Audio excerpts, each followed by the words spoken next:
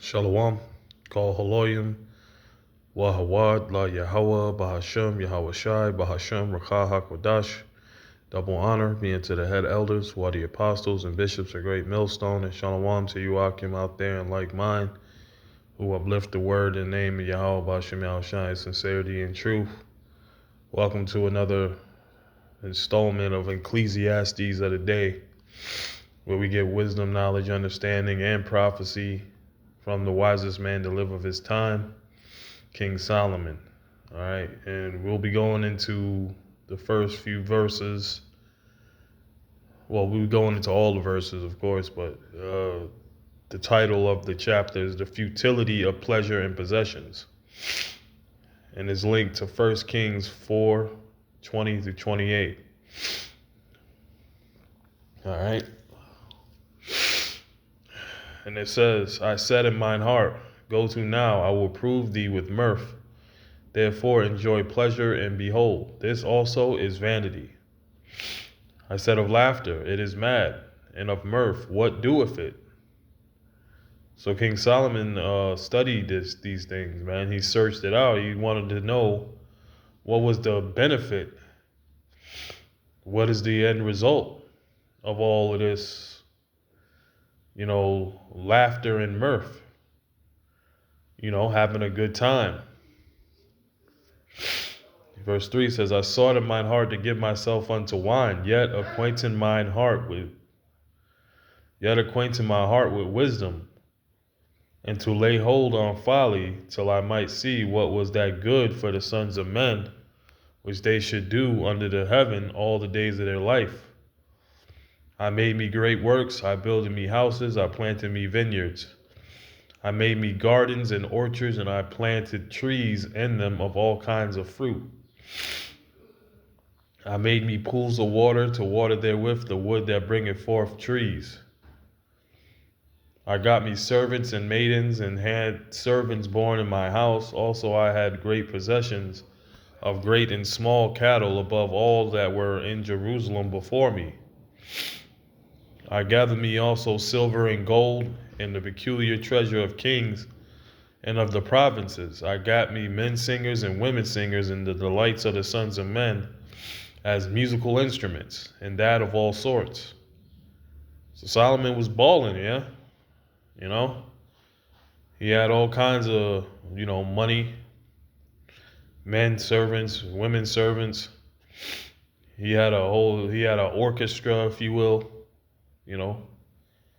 He said, the lights of sons of men as musical instruments. All right? So I was great and increased more than all that were before me in Jerusalem. Also my wisdom remained with me. And whatsoever mine eyes desired, I kept not from them. I withheld not my heart from any joy, for my heart rejoiceth in all my labor. And this was my portion of all my labor. Then I looked on all the works that my hands had wrought, and on the labor that I had labored to do. And this is the result. And behold, all was vanity and vexation of spirit, and there was no profit under the sun. So this is heavy stuff, man. All right. So being that great, all right, at the end, of course, he applied his heart with wisdom, and wisdom led him to this conclusion that though I got all of this money and all these possessions, at the end of it all, it's vanity and vexation of spirit. No profit is coming of everything that I have. Verse 12, wisdom excels folly.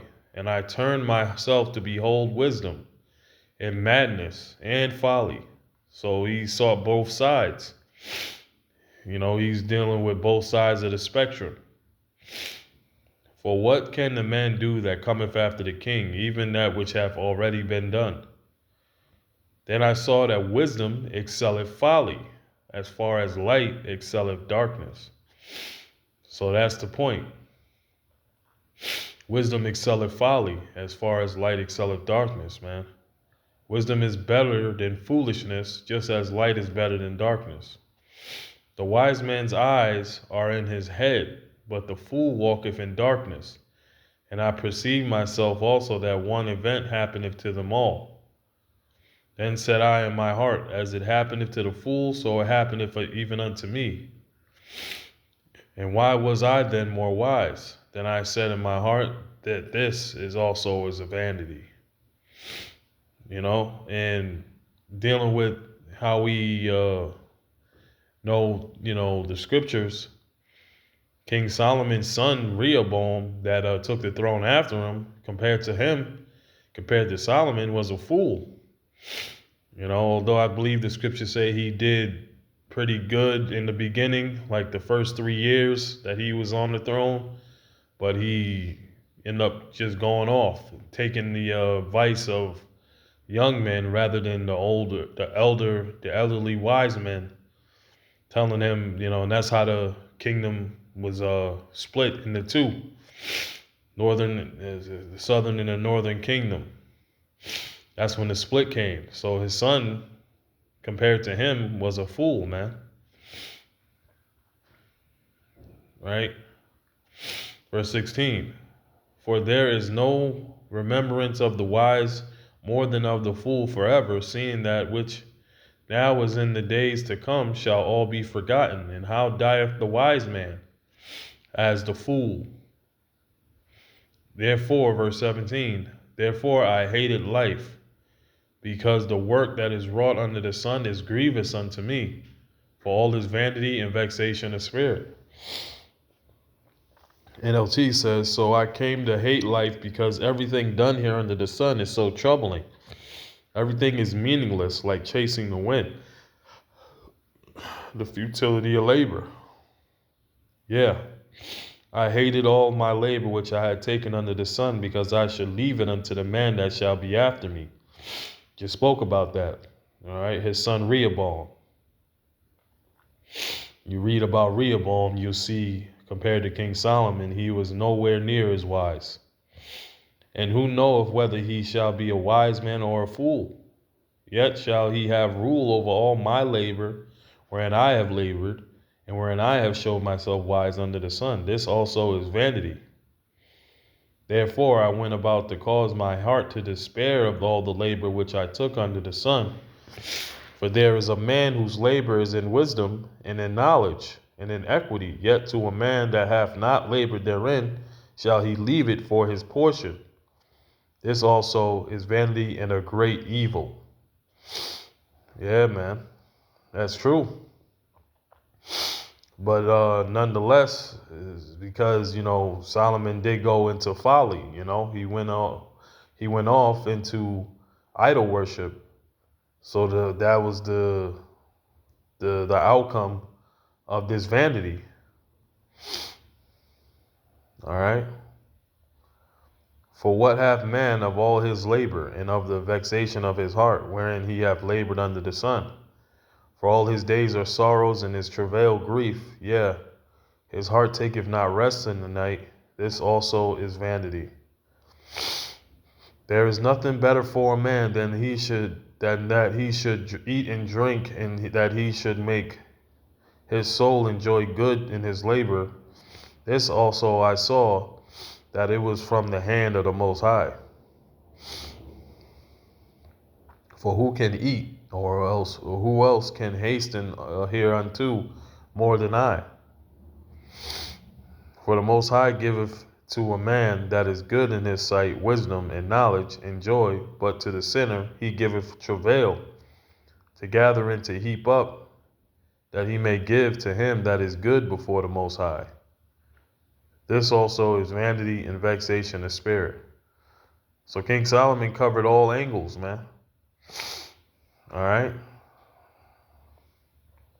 And that's why what we learn from, these scriptures is best to fear the Most High and keep his commandments, because there's an enduring reward.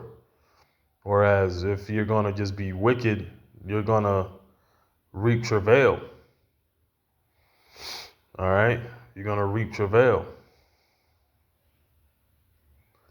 What does it say in NLT in the last verse? The Most High gives wisdom, knowledge, and joy to those who please him. But if a sinner becomes wealthy, the Most High takes the wealth away and gives it to those who please him. See that? This too is meaningless, like chasing the wind. All right, so this has been Ecclesiastes, the second chapter. Giving all praises, honor, and glory to Yahweh, Ba'ashem, Yahweh Shai, Ba'ashem, Rakah Kodash. All right, and you can read 1 Kings 4 and 20. Yeah, Judah and Israel were many as the sand which is by the sea, in multitude, eating and drinking and making merry. And Solomon reigned over all kingdoms, from the river unto the land of the Philistines, and unto the border of Egypt. They sought presents and served Solomon all the days of his life. And Solomon's provision for one day was 30 measures of fine flour, 80 measures of meal, 10 fat oxen, and 20 oxen out of the pastures, and 100 sheep, besides harts, roebucks, and fallow deer, and fatted fowl. For he had dominion over all the region on this side the river, from Tisbeh even to Azza, over all the kings on this side of the river, and he had peace on all sides round about him. And Judah and Israel dwelt safely, every man under his vine and under his fig tree, from Dan even to Beersheba, all the days of Solomon. And Solomon had 40,000 stalls of horses for his chariots, and 12,000 horsemen. He was balling, man. And those officers provided victual for King Solomon, and for all that came unto the King Solomon's table, every man in his month, they lacked nothing. All right? So, yeah, man. All of that, just to know, look, just enjoy your life in the fear of Yahweh, Ba'ashem, Yahweh Shai, for you know not what comes after you. Who comes after you, whether he be a wise man or a fool. Like I said, his son Rehoboam, the kingdom got split because of the decisions his son made, which was foolish. But it was set up by the Most High to be that way. All right, so that's been Ecclesiastes, the second chapter. Shalom.